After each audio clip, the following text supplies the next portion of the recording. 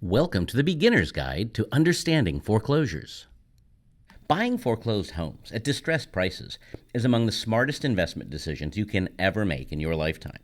And it's an even more attractive proposition right now than ever before. Billionaire Warren Buffett once stated, "If I had a way of buying a couple 100,000 single-family homes and had a way of managing them, I would load up on them. It's a terrific deal.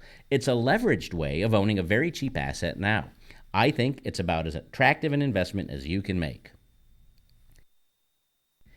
Even if you're looking for just one single-family home, not 100,000, the same logic applies. Why pay top dollar when you can pay pennies on the dollar? Why settle for half the house at twice the price because that's what the traditional market says you can afford? Here's the simple answer. With foreclosed homes, many of which are available right now for huge discounts right in your backyard, you don't have to. That's because you set the terms. You chart your own course. And don't settle for anything less than the best investment, savings, and home that is right for you and yours. How, where, and when do you get started? Right here, today at foreclosure.com. There's no better place. The name says it all. And even better, if you need assistance, help is only a phone call or mouse click away. Our concierge team is standing by to assist. Yes, that's right, a concierge, just like you would find at a 5-star hotel. Now let's find out how you can save thousands on your dream home. Time really is money in real estate. Welcome to the mysterious world of foreclosures, which is occupied by unscrupulous bankers and savvy investors whose shrewd secrets are only shared with those who have tons of money to invest or are part of the inner circle. Does that describe you? Well, it shouldn't, because despite popular misconceptions, that is not reality. The reality is that every day, new investors are born, not anointed with a secret handshake in a corporate boardroom. Welcome to our world, the real world. We're here to help you better understand how foreclosures can be simple to understand and even easier to buy. Today is your day, day one of the fun, exciting, and profitable foreclosure investing experience. We promise that if you immerse yourself in the process and take it serious, learn the ropes and do your homework, hey, no assignments here, just expert advice, you will not be disappointed. Let's start from the top. Foreclosure, by definition, is both a process, such as my neighbor is going into foreclosure, or a property. I am interested in buying a foreclosure. We will explain both, starting with the process, which happens when a homeowner stops making his or her mortgage payment. In the United States, there are two types of foreclosure processes: judicial, where the foreclosure process takes place in the court system, and non-judicial, where foreclosures take place without court intervention. Judicial foreclosures usually take much longer to resolve than non-judicial foreclosures. Without getting into too much detail, basically when a homeowner, otherwise known as a borrower to the lender, misses a predetermined number of monthly mortgage payments, the lender will begin the foreclosure process to recoup their loaned money. Let's be very clear. Lenders and/or banks do not want to foreclose on homeowners. It is very costly and time-consuming for a bank to foreclose on a borrower or homeowner. Whether the case is handled through or outside of the court system, eventually a notice of sale is issued, and that is when the delinquent homeowner will be required to move out of the property. This can be months or even years, depending upon whether the property is in a judicial or non-judicial state. Simple, right? For the sake of clarity, when we talk about properties, we're referring to any residential dwelling, including single-family homes, multifamily homes, townhouses, mobile homes, condominiums, and owner-occupied apartments. With that all cleared up, let's now dig into the various stages within the foreclosure process and each property type and investment opportunity within it. Between the time that a homeowner is considered in default, in other words, misses mortgage payments, and the final notice of foreclosure or the eviction, numerous things can happen.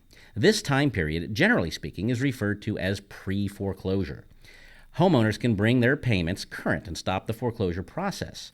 They can file bankruptcy to temporarily freeze it, or even sell the property, which is their best option, but not always that easy because of A, timing, not enough, and B, price. They may owe more to the bank than the home is worth.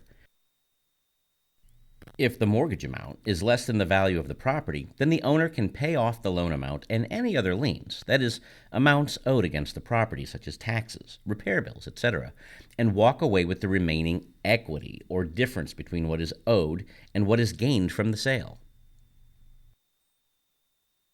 If the homeowner owes more to the lender for the mortgage than the property is worth on the market, then he or she can consider a short sale option. These have become very common since the mortgage collapse of 2007.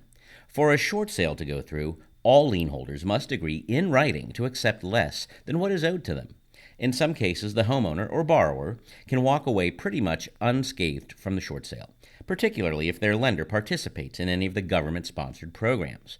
In other cases, however, the homeowner may be required to repay the difference or even be taxed on the forgiven loan amount. For our purposes, we'll stick with foreclosures. Once the bank decides to take back or repossess the property, it must now market and sell the home as quickly as possible for the best price they can get, because with ownership comes the responsibility for the bank to secure the property, to maintain the property, ensuring that the condition doesn't get worse, requiring repairs. This is a huge cost, especially when you consider the multiplication factor.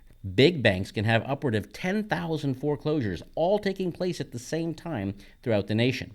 It adds up quickly, and it's the main reason, as mentioned earlier, that banks would prefer not to foreclose.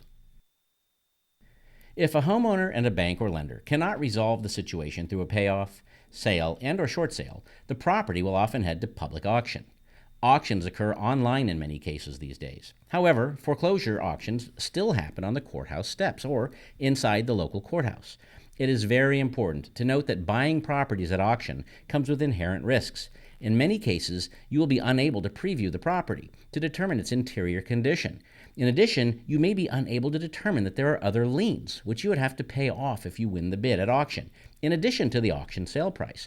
Perhaps more troublesome, you will typically need to come up with the funds to pay for the property in full within 24 to 48 hours. It is for this reason that we don't recommend buying at auction for new buyers or new investors. When the properties don't sell at auction, or the bank chooses not to sell via auction, then the properties are referred to as real estate owned, or REO. REO properties are just a term that lenders and banks coined for the properties that they have in their own inventory to avoid having to use the word foreclosure. It just sounds nicer. The repossessed homes are then listed for sale with a real estate broker who is certified to sell REO properties. At Foreclosure.com, we maintain a network of the industry's best brokers and agents to help our customers locate and purchase these properties at rock-bottom prices. If you are just starting out and exploring the foreclosure world, we highly recommend that you work with a real estate agent when hunting REOs, because he or she can walk you through the process as well as help you get pre-qualified for and obtain a mortgage. We'll cover that in just a few minutes. Voila! You now know what a foreclosure is and how the process works.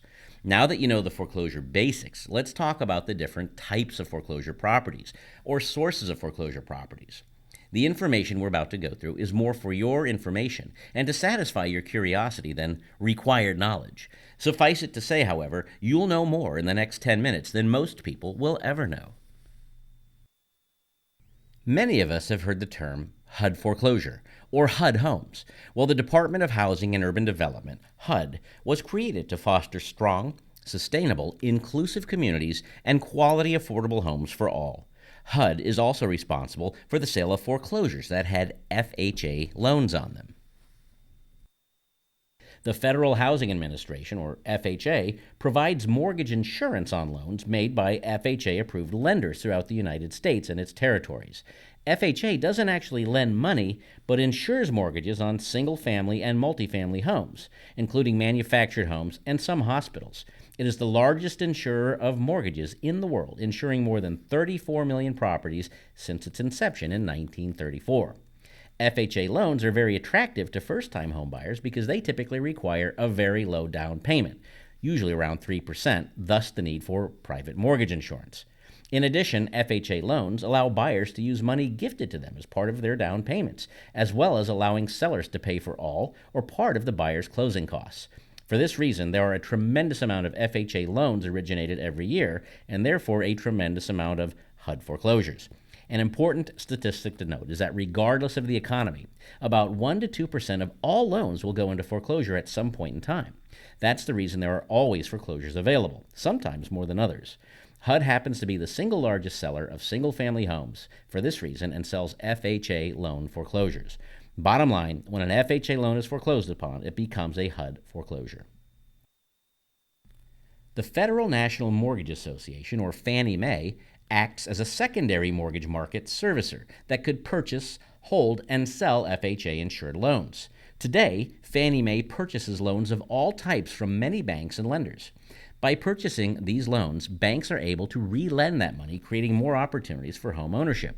Originally a government agency, today, Fannie Mae is a private entity overseen by the federal government. When a Fannie Mae loan gets foreclosed upon, it becomes a Fannie Mae foreclosure. The Federal Home Loan Mortgage Corporation, or Freddie Mac, basically serves the same purpose as Fannie Mae.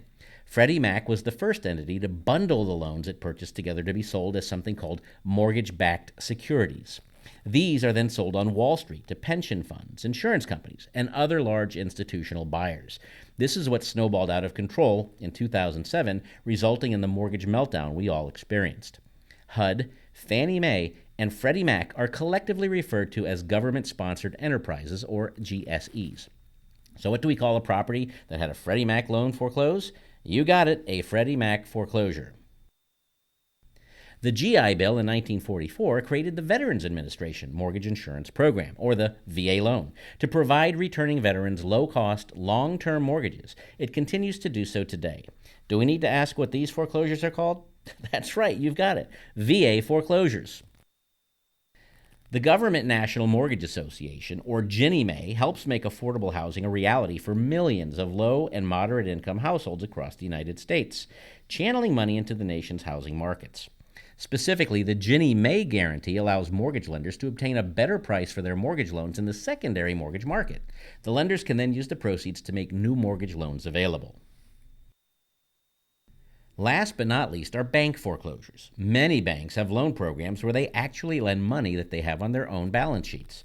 These are referred to as portfolio loans because they keep them in their own portfolio, as opposed to selling the loans to Fannie Mae or Freddie Mac. Commonly known banks are Bank of America, Wells Fargo, and Chase, among many, many others. Regardless of the type of foreclosure, the process we described earlier is pretty much the same, as well as the method of selling the foreclosures or REO properties. Well, there you have it. Now you know the various types of loan programs which result in the foreclosure types you hear about on a daily basis. Here's the great news. Although each of these foreclosure types are marketed by the foreclosing entity, such as HUD, Fannie Mae, etc., on their respective websites, we have made it really simple and provide all of them for you on foreclosure.com.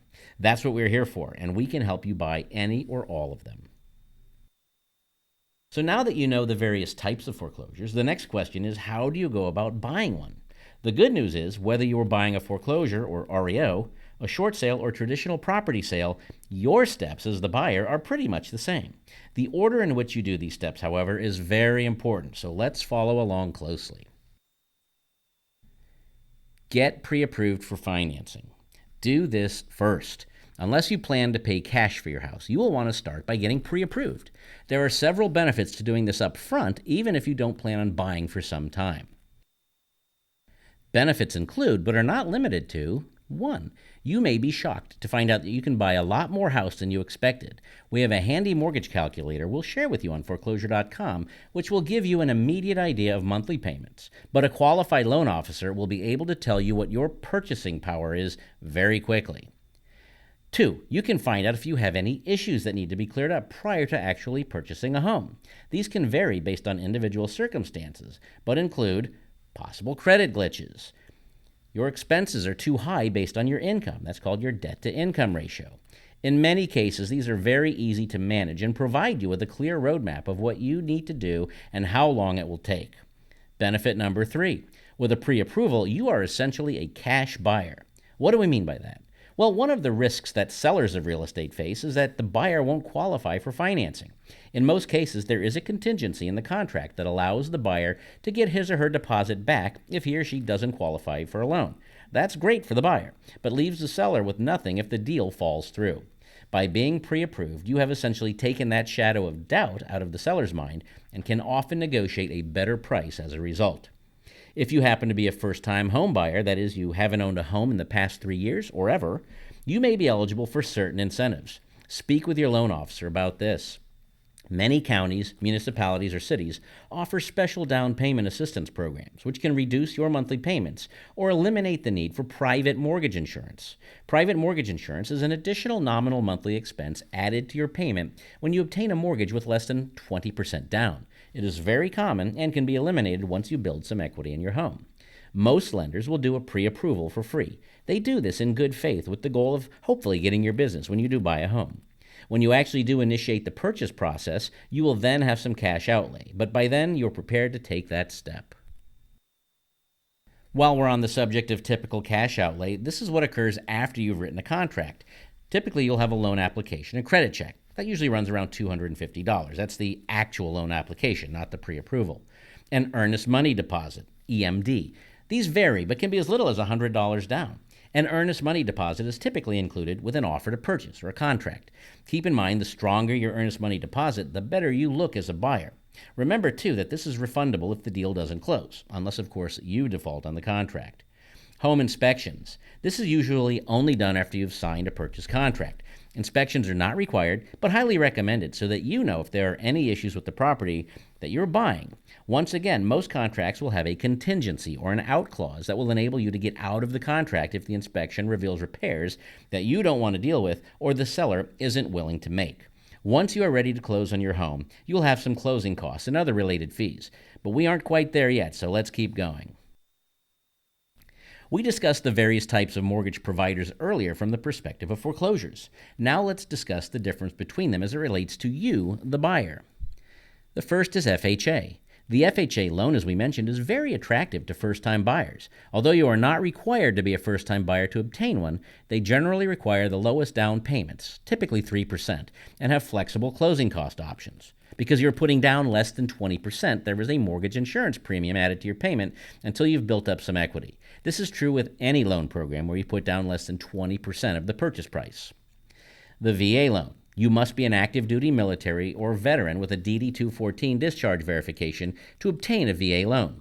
These are similar to FHA loans from the perspective of down payment and closing costs. Conventional loans. There are a wide variety of conventional loan programs. Fannie Mae and Freddie Mac, as well as most banks and credit unions, offer these loans. Private lenders. This can be family members, business partners, or anyone with money to lend that is looking to earn a reasonable interest rate for an extended period of time. Some private lenders are referred to as hard money lenders. They really don't care about the borrower's qualifications as much as they do the property in case they need to foreclose. Hard money lending is a topic for a more advanced course at a later date. And then last but not least, the lease option. This is a great way to get into a home you desire but may not be able to purchase right away due to personal financial matters like credit or something else which might prohibit you from getting a loan right away. We'll talk more about this in a minute. Down payment requirements vary, but usually range from 3% to 10 or even 20% of the purchase price of the property, depending on which loan type you're using. For example, if you are buying a home for $150,000, an FHA loan will typically require about 3% down, or in this example, $4,500. A conventional loan with the 10% down payment option would be $15,000 down. And a conventional loan with the 20% down option would mean a $30,000 down payment. Then you have to factor in closing costs, which include lender fees, title insurance, and other incidental charges associated with becoming a card-carrying homeowner of approximately 6% of the loan amount. Basically, your financial requirements will dictate what type of loan program you would apply for. Final word on mortgages. Your monthly payment will generally be referred to as a combination of principal, interest, taxes, and insurance, or PITI. Sometimes these are all included in one payment as a convenience to you, as well as assuring the lender that the property is insured and that the taxes stay current. The principal portion is that which goes directly to paying down your loan balance. The interest portion is that which relates to the cost of funds. Over time, the principal amount of each payment increases and the interest decreases until the loan is paid off and your home is free and clear. Yippee! One of the great benefits of home ownership is the income tax break that you get for paying interest on your home loan. Your tax advisor can cover this in detail with you, but it is a very real savings and should be factored into your overall budget. Many buyers question whether or not they should work with a real estate agent. This is a very good question and an important issue. First, for the purposes of this discussion, we'll use the term agent and broker interchangeably to describe a licensed real estate professional. Agents by law must work under the license of a broker. Both can perform the same services, though in many cases brokers manage agents and don't always work in the field. The term realtor or realtor associate refers to the brokers and their agents who belong to the National Association of Realtors and subscribe to their code of ethics and belong to the local multiple listing service or MLS. Although licensed real estate professionals are not required to be realtors, the benefits of membership far outweigh the requirements they must meet for that designation. The great news is that for you as a buyer, there is no cost associated with working with an agent. Real estate commissions are generally the seller's expenses and funded out of the proceeds of the sale.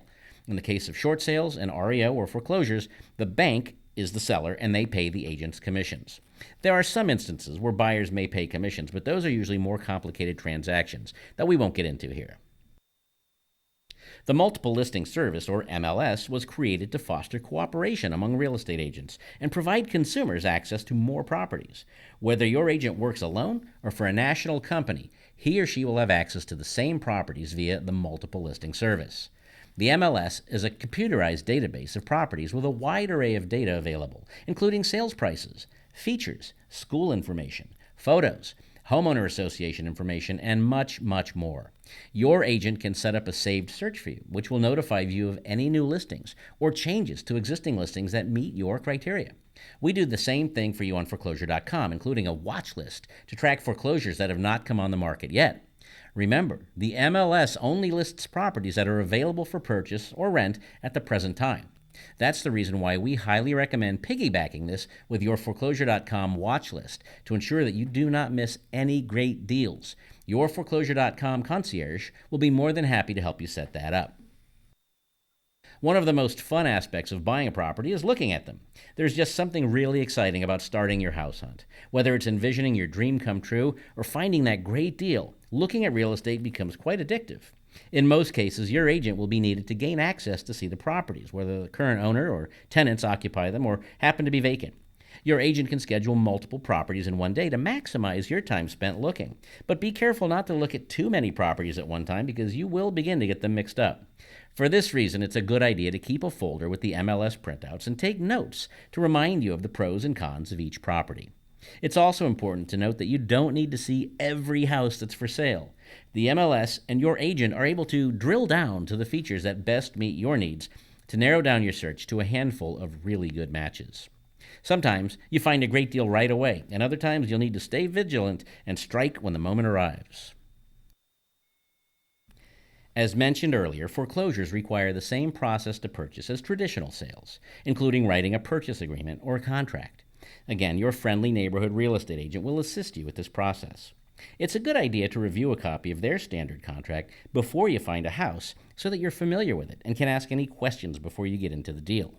Contracts are there for the protection of all parties to the transaction and clearly indicate the price, terms, any contingencies or out clauses, and closing information relative to that specific transaction. If you're not comfortable with reading and understanding contracts, your agent can answer any questions, or you may choose to hire an attorney. Often attorneys can assist with the closing of the transaction as well. They're not required in many states, but again, can be a worthwhile investment. Once you've found your home, been approved for financing, and settle any of the contingencies you have in your purchase agreement, you are now ready to close on the sale. Closing is a term used to describe the final step in conveying the deed and title from the seller to you, the new buyer, and now the property owner. Depending on the state in which you're buying your property, you may close through an attorney, an escrow company, or a title company. They all essentially provide the same services. The word escrow is used periodically in a real estate transaction. For example, when you put down a deposit, it is placed into an escrow account. This is a bank account held by a third party, not the buyer nor the seller, and monies are kept there for safekeeping until the closing. If the deal doesn't close, the escrow funds are dispersed according to the contract. Well, now that you are a budding real estate expert, you are well on your way to taking the next steps towards financial freedom. Homeownership is just a start. Real estate is a very rewarding investment, providing cash flow, security, equity for the future, and oftentimes wealth. We get calls and emails every day from customers asking, "What if I can't buy a house today?" Well, we're glad that you asked. At Foreclosure.com, we've been working with aspiring homebuyers and investors since 1999. Thousands of our customers have jumped right in and purchased properties and continue to do so to this day. However, not everyone is in a position to buy a house right now. That's the reason we created our exclusive Lease-to-own program. The process is very simple. Our concierge will work with you and walk you through a very simple approval process. Once you've been approved, you find a house that you'd like to own, and our Lease-to-own fund will buy the house on your behalf, which you can then buy back at a later date at a predetermined price. You experience all of the benefits of homeownership that much sooner. If you are interested in learning more about this program or anything we've talked about in this starter kit, give us a call at 866-202-8200 or visit foreclosure.com right now and click on the concierge button. Thanks for your time, and we look forward to working with you.